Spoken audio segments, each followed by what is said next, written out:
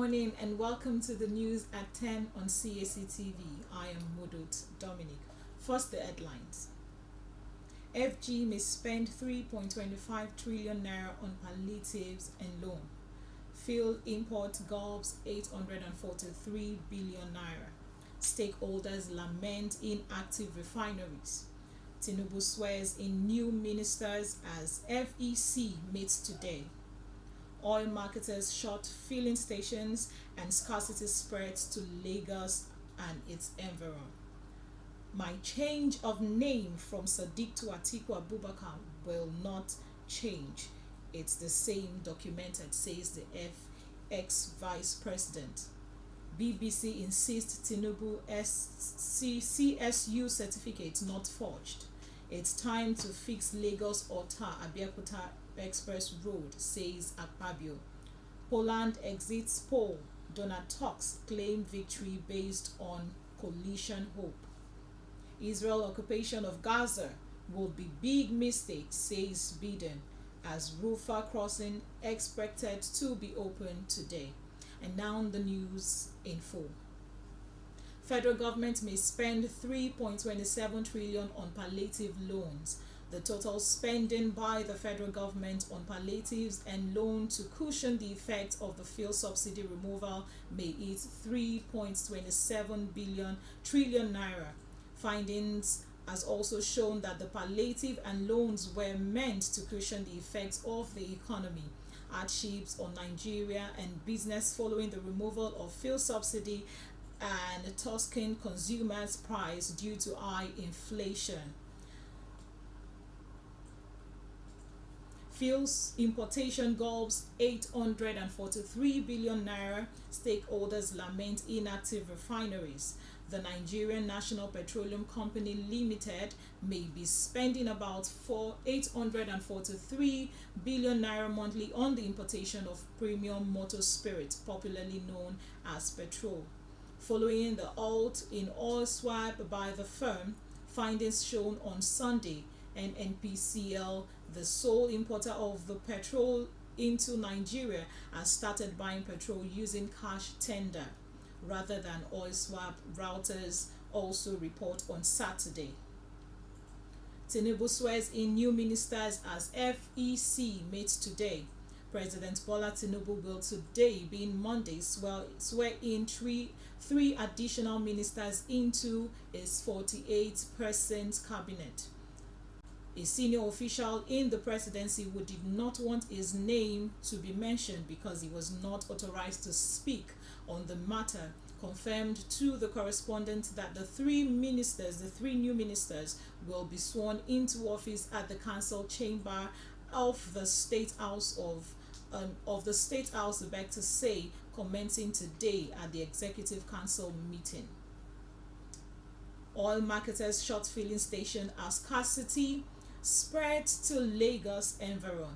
There were indications yesterday that the petrol scarcity has returned to Lagos and its environment as many oil marketers shut their outlet against the motorists and other buyers. The scarcity was noticed in Abuja environ last week. Development oil marketers had attributed to bad roads and high cost of diesel for distribution. But shakes by Vanguard also showed that last weekend that many independent and major oil marketers were not open for business, leaving only NNPC Limited to attend to consumers in most part of the visited areas. My change of name may not change from my change of name, I beg to say, from Sadiq to Atiku Abubakar, well documented, says the ex-VP. The Atiku Abubakar media office has said that the attempt by the president and All Progressive Congress Party APC to drag former Vice President Atiku Abubakar into forgery scandal is a calculated move to downplay the allegation against President Bola Tinubu. Atiku's media advisor Paul Ibe, in his statement issued on Sunday, said Tinubu and his Adler should desist from making any further attempt to compare the president and Atiku.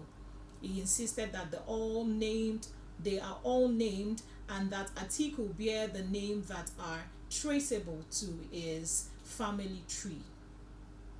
BBC insists Tinubu's CSU certificate not forged. The British Broadcasting Corporation BBC is standing by the story published last week that President Mohammed Tinubu certificate was not forged.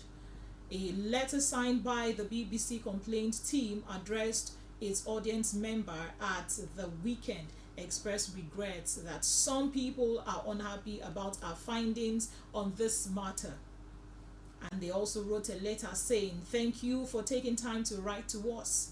We receive a number of similar complaints and we regret that you are unhappy with our findings on the matter.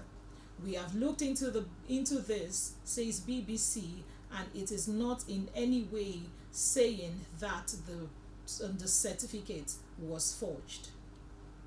It's time to fix Lagos-Abeokuta Express Road, says Akpabio. Senate President Godwill Akpabio has said the Lagos-Ota Express Road need urgent repairs to relieve the users of further harrowing experience. This promised federal government insists to put the road in a better shape, as well as other federal roads across the state. The Senate President relieved his experiences on the deplorable state of federal roads as passed through while traveling to Lagos in Laro, Ogun State. We'll go on a brief break, and when we come back, we'll look at further stories making the headlines. Please stay tuned.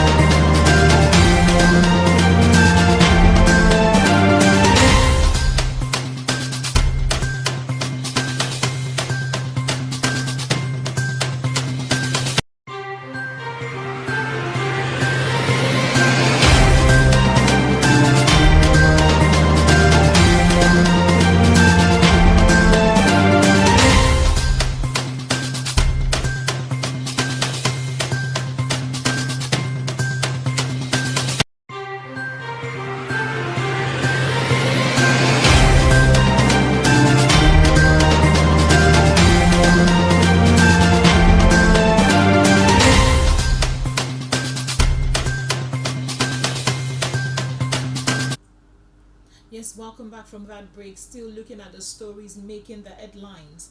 We have Poland exit polls. Donald Tusk claim victory based on coalition hopes. Civic coalition expected to have got fewer votes than ruling Laws and Justice Party, but is likely to ally with other parties. Donald Tusk.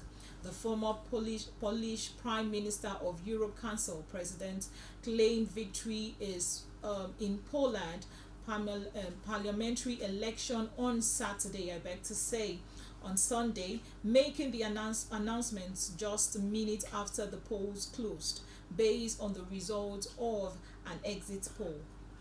The suggested ruling Law and Justice (PIS) party had won the most votes, but appeared to show that a route to the government of a new combined opposition coalition led by Tusk, PIS, which is governed by Poland 8 years ago.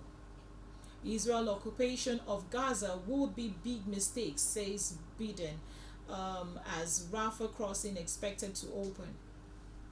The U.S. Secretary of State Antony Blinken says Egypt's Gaza crossing will reopen after meeting with Egypt's president, but does not confirm a time. Any move by Israel to occupy Gaza would be a big mistake, U.S. President Joe Biden has said amid hope that the enclave borders with Egypt would open to allow aid in. As Israel troops continue to prepare for ground invasion. In an interview with 60 Minutes on Sunday, Biden said he believes that the Hamas militant group must be eliminated, but there should be a path to a Palestinian state. Diplomatic race to ease crisis in Gaza. In frantic talk with an Israel group invasion looming, official troops from US and Middle East countries, including Egypt, sought to seek ease with the Israelite officials have also called for a siege in Gaza. After days of acute water shortage, Israel has also agreed to restore water through a pipeline that served in southern east part of the enclave. To a top U.S. official said, read the latest from the crisis.